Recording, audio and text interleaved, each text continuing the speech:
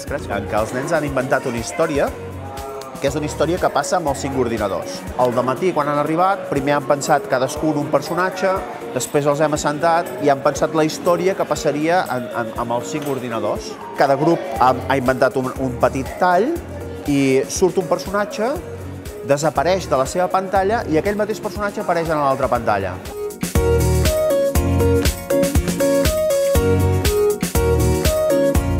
És un programa per fer robots, per programar.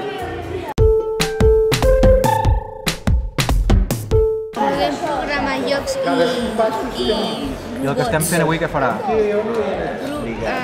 Passar un ninot a un altre ordinador. Farem saltar un ninot d'una pantalla a una altra.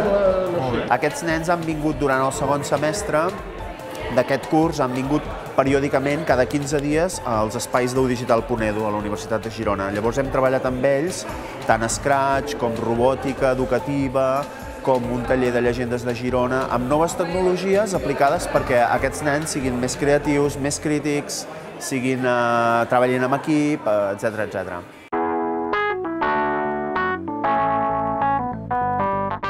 Tenen 10 o 11 anys i venen de l'Escola al Veïnat de Salt. És un projecte que ha sorgit del Vicerrectorat de Cooperació de la Universitat de Girona. Aquesta escola té més d'un 80% de nens immigrants per intentar que aquesta escola sigui un motor pel desenvolupament. És a dir, que aquests nens siguin més creatius, siguin agents del canvi, que en diem, no? Que puguin ser crítics amb la seva situació i puguin esdevenir emprenedors, creatius.